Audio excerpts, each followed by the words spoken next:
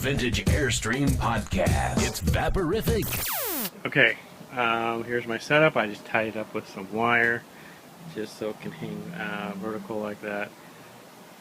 So when I put the powder on there, it doesn't fall off.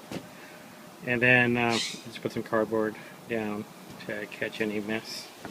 And try and set the camera up such a way you can kind of see what's going on. And I'll zoom in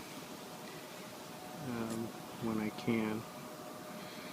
So, all set up. I got some paper towels here.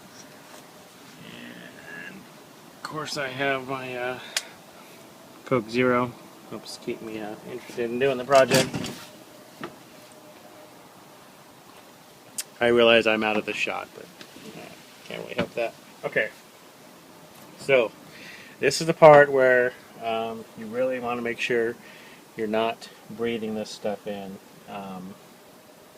and letting it, even putting my face over it like this during the process, the vapors will get up in your eyes and you'll be crying for a week, from what I understand. I choose to read up on it and not experience it myself. So here's the crack. Got the hole here. It's got the aluminum tape catching it, and it fall out. I'm just gonna pour the powder into here and get started. Alrighty. So by itself, this should be okay. It's a very fine powder, like really fine. I understand it's also ferrous, so if you're gonna do this repair or anything else that has a magnet nearby, or maybe a motor. Keep that in mind. This stuff will probably just shoot over and land right on the magnet and create a big mess. So I'm just going to pour it across the crack, kind of build it up, just like that.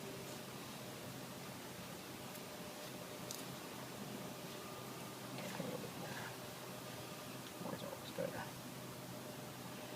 That's the thing, you can't really use too much. Because the glue will, there's no real ratio, there's no like 50% or anything like that. If you are going to glue something that's thick, and thick might even be like this 1/8 of an inch, like if I was going to fill this hole here, I don't know if you can see the hole in the shot, but if I was going to fill a hole through here, I guess I just drilled one, but you would fill up half of the hole, add some glue, pour some more powder, and fill up the rest, and we'll see how it goes. Again, I'll keep my face out of the area here while I'm loading this up.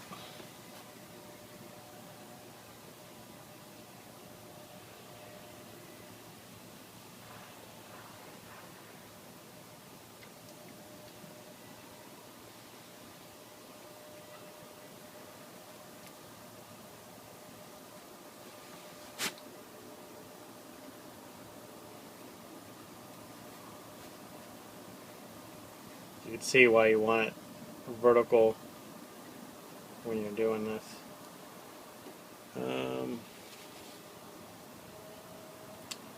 Just so the powder and all the stuff doesn't just run right off. I can smell it. I can actually feel it in my eyes too a little bit. I'm going to get that more out of the shot here. Let me zoom in on there. So there you go. Maybe if I was going to do it again, I would use a thinner amount of powder and build it up, like I mentioned that I should have. But I'm going to let it set up here and see how it does.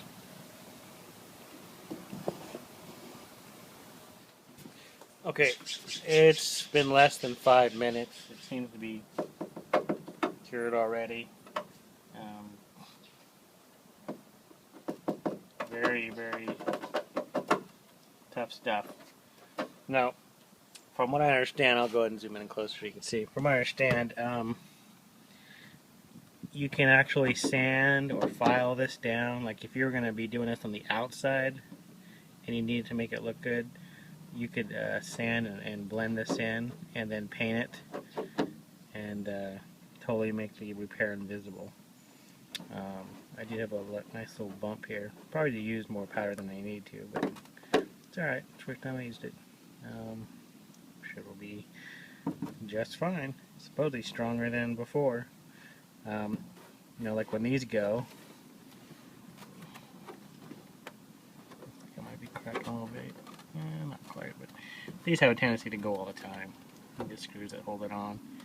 The air conditioner body up there, these will crack and stuff, so this would be a good way to repair that. Now, you know, of course you can buy this whole new shroud for around $100 or so, but this Q-Bond was $12. I thought I'd give it a try, and you know, and if you have an older air conditioner too, since this is a vintage Airstream podcast at thevap.com, you might not be able to get a shroud.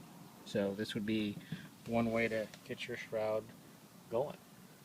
Even if you had missing pieces of plastic, you could use this and be creative and actually repair some kind of hole. So I'm going to take it down and give you one more look at it before we stick it back up. Okay, pull the tape off here.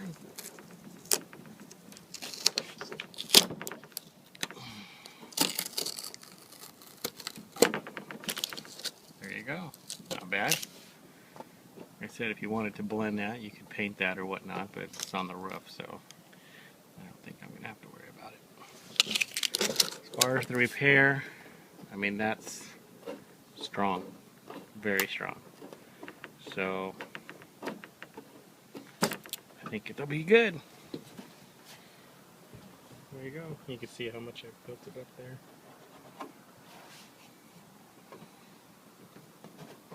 Alright, well, one air conditioning shroud repaired, and hopefully it'll last.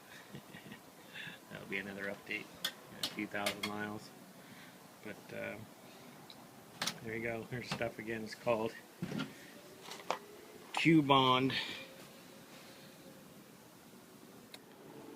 Here's the repaired, installed AC shroud. You might note a couple other repairs there where the holes are. I didn't actually video those, but I made those at the same time. You got to be real careful when you're lifting this. You don't want to carry it by the edges because that'll make it crack real easy. So you want to hold it kind of in the middle like a hat or something. Just be really, really careful. Don't put any kind of stress on the edges at all because that will make it crack. But I'm satisfied for now. We'll see how it goes. It should put off having to buy a new one for a while. And again, if you had a vintage cover that you need to repair, you can definitely use this method, I would say. And then you can also finish and sand and paint. If you have a vintage shroud, you probably have to go all the way with it. So, very happy with the product. I'm going to take a little commercial break in the middle of my video to let you know about my book, Restoring a Dream. How I restored my 1960 vintage Airstream. That's my trailer right there. In the book I cover everything you need to know about choosing the right vintage trailer, how to inspect, recover, and restore it. I cover all kinds of different topics.